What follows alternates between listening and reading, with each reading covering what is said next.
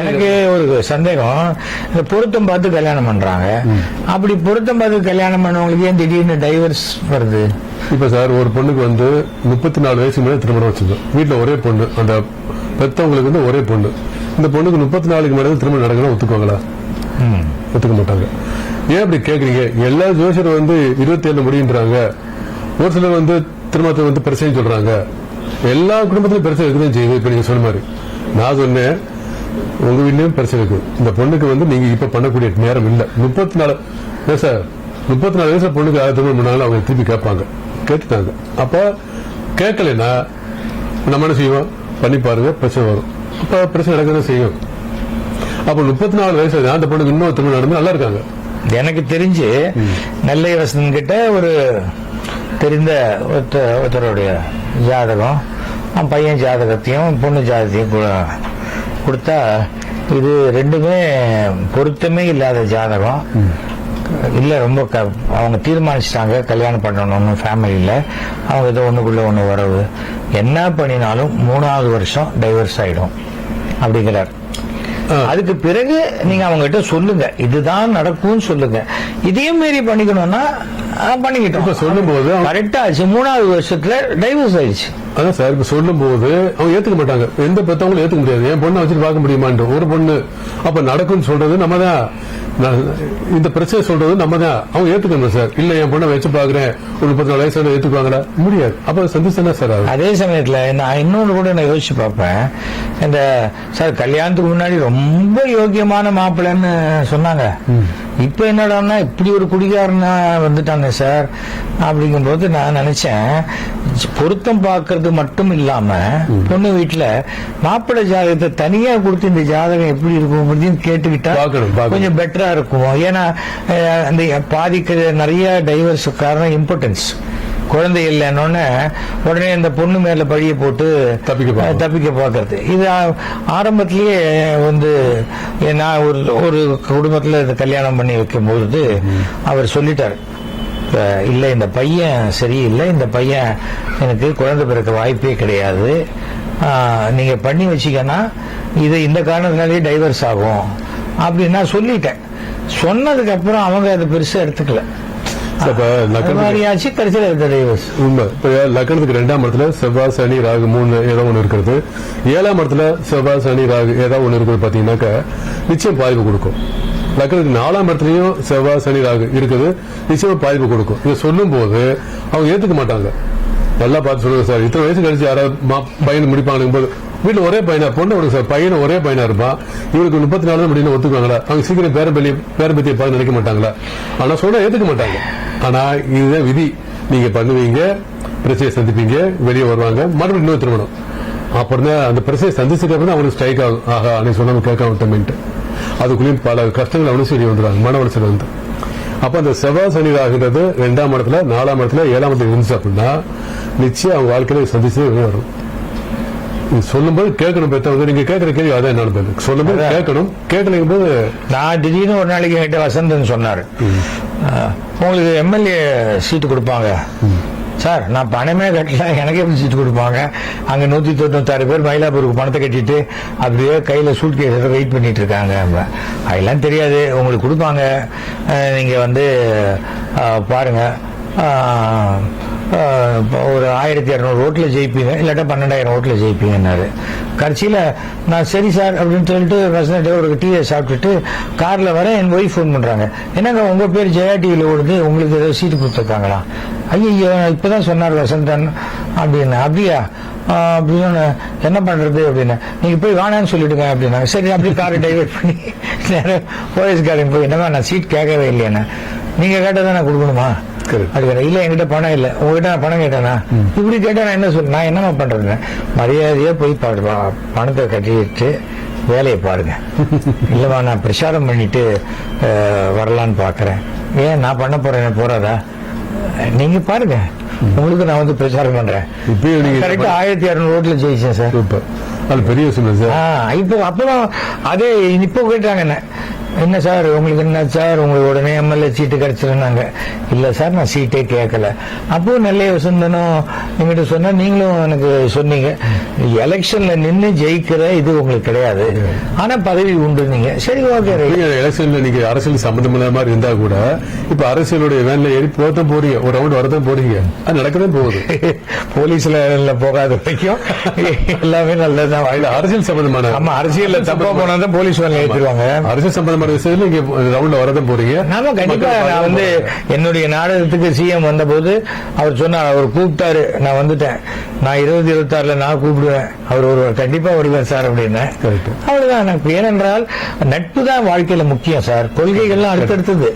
நம்ம வந்து பணத்துக்காகவோ வேற ஏதாவது ஒரு சின்ன சின்ன என்னுடைய தனிப்பட்ட குடும்பத்துக்காக நான் ஒரு இடம் மாறுறேன்னு வச்சுக்கோங்க, அது தப்பு. சில பேர் அப்படி மாறும்போது கூட அவங்க கட்டத்தில் இருக்கு. அப்படி என்கிட்ட கலைஞர் ஒரு தடவை கேட்கிறாரு, சட்டையில தான் இவ்வளவு கட்டம் போட்டிருக்கீங்க, இதை தாண்டி அந்த அம்மா உங்களை கட்டம் கட்டுறாங்க அப்படின்னாரு. நான் சொன்னேன் அது என் ஜாதக கட்டத்தில் இருக்கு அப்படின்னு. அது மாதிரி அது அவருக்கு நம்பிக்கை இருக்கோ இல்லையோ, நம்பிக்கை இருக்கிறவங்களை கேலி பண்ண மாட்டாரு. ஆமா இல்ல இல்ல அதுதான் சொல்றேன், கேலி பண்ண மாட்டார் இன்னொருத்தர், அவர் கேலி பண்ண மாட்டார். நான் இப்ப விபூதியோட தான் இன்னைக்கு காலையில வாக்கிங் போறேன், சிஎம் போறேன், அங்க விபூதியோட தான் போறேன். என்ன விபூதி போட்டு கேட்க மாட்டேன். ஏனென்றால் ஒரு உண்மையான நட்புங்கிறது என்னன்னா யார் எப்படி இருக்காங்களோ அவங்களை அப்படியே ஏத்துக்கிறது தான் நட்பு. அந்த மாதிரி உங்களுடைய விஷயத்தை பார்க்கும்போது ரொம்ப ஆச்சரியமா இருந்தது. இன்ஃபேக்ட் இது வந்த உடனே நீங்க தான் போனும் கையுமா பிஸிய ஆயிடுவீங்க. ஏனென்றால் அது ஆரம்பத்திலேயே சொன்ன மாதிரி தான். நான் மறுபடியும் இன்னொரு தடவை ஒரு நம்பர் சொல்றேன், அப்போ ஒரு தடவை தான் சொன்னீங்களேன்ட்டு அப்போ எனக்கு போன் பண்ணி சொல்லக்கூடாது.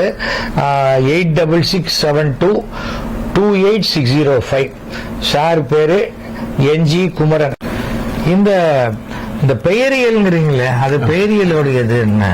பெயர் வந்து ஒரு மனிதனுக்கு இப்படித்தான் பெயர் இருக்கணும்னு ஒரு விதி இருக்குல்ல, அது நீங்களே தீர்மானிக்க முடியாது, யாருமே வேற தெய்வம் தான் தீர்மானிக்க முடியும். இப்ப உங்களுடைய தாத்தா ஒருத்தருக்கு போய் ஒரு திதி கொடுக்க வச்சுக்கீங்களேன், பேர் என்னன்னு கேட்பாங்க, ராசி நட்சத்திரம் கேட்க மாட்டாங்க. என்னுடைய தாத்தா இவர் பேர் வந்தவர் அப்படின்னு சொல்லும்போது என்ன பேர்னா இந்த பேர். அப்ப பெயர் விளங்கணும் அப்படின்னாக்க இந்த குடும்பத்தில் அவர் அது நல்ல குடும்பம், பெரிய குடும்பம், என்ன பேரு அப்படின்னு கேட்பான். அந்த பேரா, அந்த பேரு அது பெரிய விஷயம். அப்படி இந்த பேருக்கு நம்ம இந்த உடம்புக்கு ஆத்மாக்கான சம்பந்தம். இந்த கோடிக்கணக்கான பேருக்கும் போது உங்களுக்கே அந்த பேர் வைக்கணும்.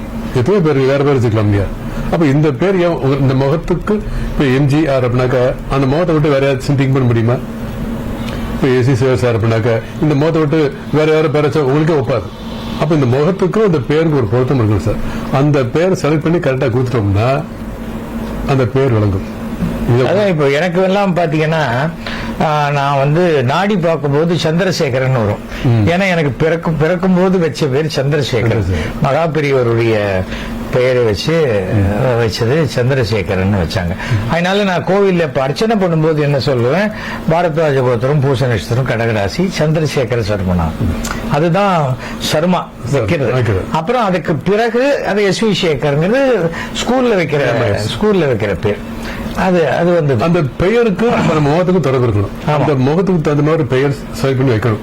இப்ப குழந்தையா இருக்கும்போது இந்த பேர் தான் அவருக்கு விளங்கணும் விதி இருக்கும்போது இயற்கையா கடவுளா பார்த்து அவர் தாப்பனாக சொல்ல வைக்கும்.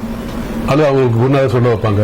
உதாரணத்துக்கு வந்து ஒரு மீட்டிங் நான் ஏற்கனவே பேசியிருக்கேன். இப்ப இளையராஜா சார் அவங்க தாப்பனார் அவருக்கு பிறந்த உடனே வச்ச பேரு ஞான தேசிகர்.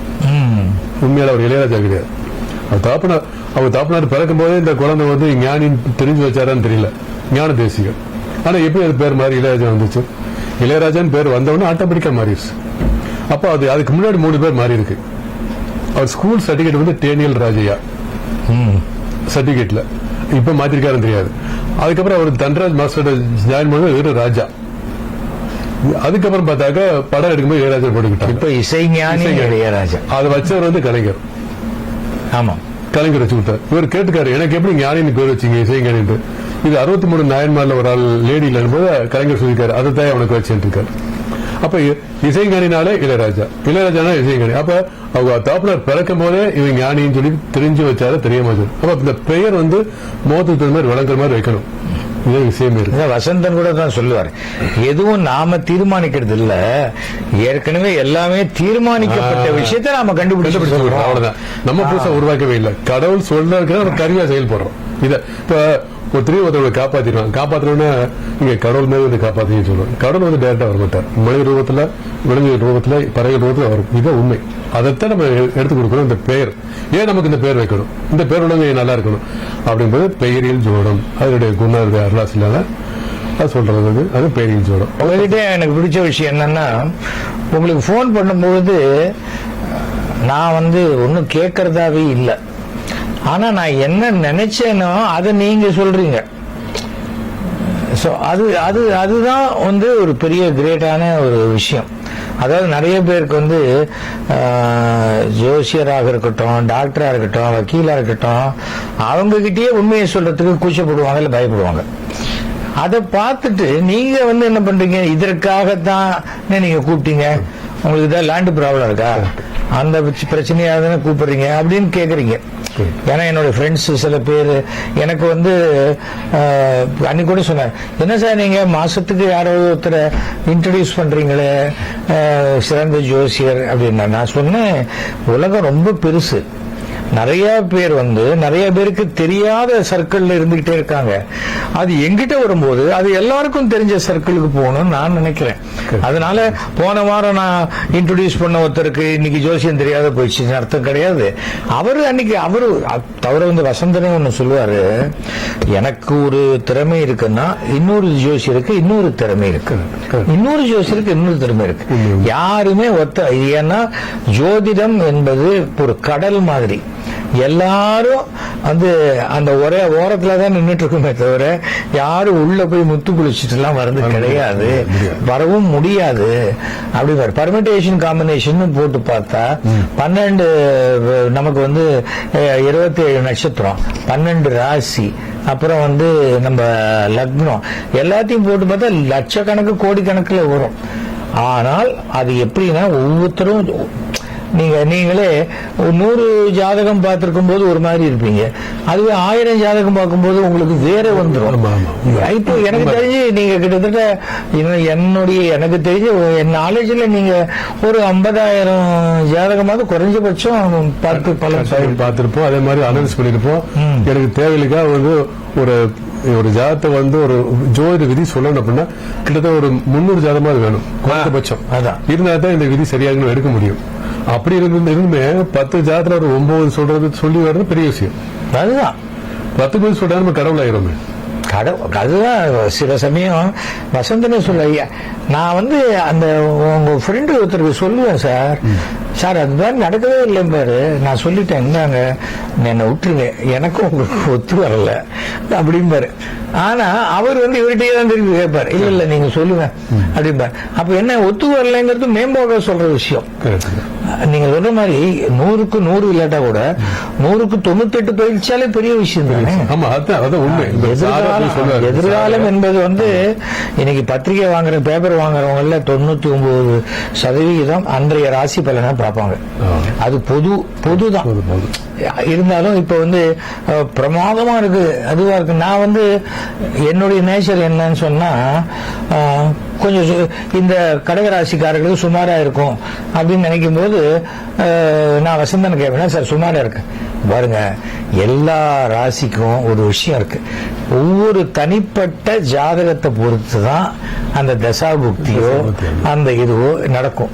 நீங்க ஒன்னும் பயப்படவே வேணாம், உங்க ராசிக்கு நல்லா இருக்கு, உங்க ஜாதகத்துக்கு நல்லா இருக்கு, பேசாத போயிட்டே இருக்கு. சாரே சொல்லுவாரு, இன்னைக்கு இந்த ராசிக்காரங்க இந்த லக்னத்துல உள்ளவங்க வருவாங்க, இன்னொரு இந்த பேர்ல உள்ளதான் வருவான்னு கரெக்டா ஏதோ ஒரு விஷயத்தை எடுத்து கொடுத்துருவாரு. அதைத்தான் இப்ப நம்ம ரொம்ப பேர் ஃபாலோ பண்றாங்க, நானும் ஃபாலோ பண்ணிட்டு இருக்கேன். நிச்சயமா இது வந்து ஒரு அற்புதமான விஷயம் சார். அதே போல ஓரை பார்த்து ஒண்ணு செய்யும் போது அப்ப ராவுகாலயமா எதுவும் பார்க்க வேண்டாம் அப்படிங்கிறாங்க. சிலர் வந்து ஓரை மேல நம்பிக்கை வச்சிருப்பாங்க சார், கரெக்டா வேலை செய்யும். நான் எனக்கு ஓரை தான் நல்லா, நான் அது ஓரையை வச்சுதான். அதே போல அந்த ஓரை விஷயத்துல இன்னொன்னு சொல்லுவாங்க, 6ல இருந்து 7ல இருந்து 8. ஆனா ஆக்சுவலா அன்னைக்கு 6:30 மணிக்கு சூரிய உதயம்னா 6:30ல இருந்து 7:30. ஆமா 6ல இருந்து 7 பார்க்க கூடாது. கரெக்ட். அந்த 6:30 இருந்து 7:30, 7:30 இருந்து 8:30. அப்ப வந்து காலத்துல 6 மணிக்கு வர அதே ஓரை வந்து 1 மணிக்கு வரும் மத்தியானம். அது நம்ம அன்னைக்கு வந்து 6:30 மணில இருந்து பார்க்கணும், மத்தியானம் வரும்போது 1:30 மணிக்கு பார்க்கணும். ஓரா சிஸ்டம் தனி ஒரு கலை சார். அதை கரெக்டா ஃபாலோ பண்ணி வருது அப்படின்னாக்கா சாதிக்கலாம், ரொம்ப ஜெயிக்கலாம். இல்ல நம்ம சொல்லி அந்த ஓர டயத்தை மட்டும் தெரிஞ்சா போதும், இது படிக்கணும் அவசியம் இல்லை, அது மனப்பாடம் பண்ண போதும். அந்த ஓரையை கனெக்ட் பண்ணி செய்யும் போது ஒரு சிலருக்கு பழிக்கும் சார், சூப்பரா இருக்கும். குளிகை சில பேர் பாக்குறாங்க. குளிகைங்கிறது வந்து சாதாரணமா அந்த டெத் ஆகும் பொழுது அந்த ஈமச் சடங்கு பண்ணதுக்கு பார்ப்பாங்க. அது பார்க்கும்போது குளிகையில பண்ணக்கூடாதுன்னு சொல்லுவாங்க சில விஷயங்கள். ஏன் பண்ணக்கூடாதுன்னு சொல்லுவாங்கன்னா, அதுல குளிகையில பண்றது ரிப்பீட் ஆகுமா. அப்படி ஒரு நல்ல விஷயத்துக்கு குளிகையில போனா நடக்கும். குளிகையில வந்து ஒரு பொருளை வித்துக்கிறேன்னா தொடர்ந்து எல்லாத்தையும் விற்கிற மாதிரி ஒரு சூழ்நிலை வரும். குளிகையில நீங்க ஒரு பொருள் வாங்குறேன்னா, ஒரு நிலம் வாங்குறேன்னா தொடர்ந்து வாங்கக்கூடிய வாய்ப்பு ஏற்படும். நமக்கு பாதி விஷயம் அறகுறையா புரிஞ்சுக்கிட்டு நம்ம குருநாதர் வந்து ஒரே ஒரு விஷயத்தை சொன்னாரு. இந்த கிழமை எல்லாருக்கும் இந்த அஷ்டமி சொல்ல பயப்படுவாங்க. இந்த குருநாதர் சொல்றாரு, இந்த இன்னைக்கு அஷ்டமி வருது, உனக்கு நல்ல ராசி, அன்னைக்கு அந்த கிழமை வந்து குளிகை டைம் வருது, அன்னைக்கு போய் அக்கௌண்ட் ஓபன் பண்ணினார். அந்த டைம்ல கரெக்ட் குளிகை டைம்ல, ஏன்னா அது பெருகும் சார். அப்ப அக்கௌண்டா பெருகும். ஆக்சுவலா சனி ஓரையில, சனிக்கிழமை சனி ஓரையில அக்கௌண்ட் ஆரம்பிச்சாலே ரொம்ப பெருசா இருக்கும். நான் கேட்டேன், அக்கௌண்ட் ஓபன் பண்ண வருஷம் 10 அக்கௌண்ட் ஓபன் பண்ணுவேன் சார் குளிகை டயத்துக்கு. பணம் பெருமையா போயான்னு அது கடைப்பிடியத்தில் அது நடந்துகிட்டு இருக்கு. அது மிகப்பெரிய விஷயம் உண்மையிலே. அதை இப்ப எல்லாரும் ஃபாலோ பண்றாங்க, கரெக்டா ஒர்க் அவுட் ஆகுது சார். நீங்க சொல்றது நல்ல வேலை கேட்டீங்க, ஞாபகப்படுத்துறீங்க. சூப்பர் சார், ரொம்ப சந்தோஷம். அதாவது எனக்கு வந்து ஒரு நல்ல திறமையான, ஏன்னா திறமைகள் மதிக்கப்படணும். எந்த துறையாக இருந்தாலும் எல்லாருக்கும் வாய்ப்பு கிடைக்கணுங்கிறது ஒண்ணு இருக்கு. அதை தாண்டி திறமைசாலிகள் மதிக்கப்பட்டால் அந்த சமூகம் சிறப்பாக இருக்கும். அதுதான் எனக்கு ஒரு இது. நீங்களும் நானும் மீட் பண்ணணும்னு கிட்டத்தட்ட 1 மாசமா நினைச்சாலும் இன்னைக்கு இந்த நேரத்தில் மீட் பண்ணணும்னு இருக்குங்க. அந்த டைத்துல தான் அது பண்ண முடியுது. முடியாது, அது முடியவே முடியாது. எத்தனை பேர் கோவில் வாசல்ல கடை போட்டிருக்கான், ஆனா எத்தனை பேர் கோயிலுக்கு உள்ள போக முடியுது? அந்த அந்த பாக்கியம் இருந்தாதான் போக முடியும். உங்கள் அனைவருக்கும், இந்த மாதிரி நம்பிக்கை உள்ளவர்கள் அனைவருக்கும் கடவுளுடைய அருளால் உங்க வாழ்க்கையில உங்களுடைய பிரச்சனைகள்லாம் தீர்ந்து மிக சிறப்பான ஆண்டாக, சிறப்பான எதிர்காலம் உங்களுக்கு அமைய எல்லாம் நல்ல இறைவனை நான் வேண்டுகிறேன். நன்றி, வணக்கம். ரொம்ப தேங்க்ஸ் சார், ரொம்ப சந்தோஷம்.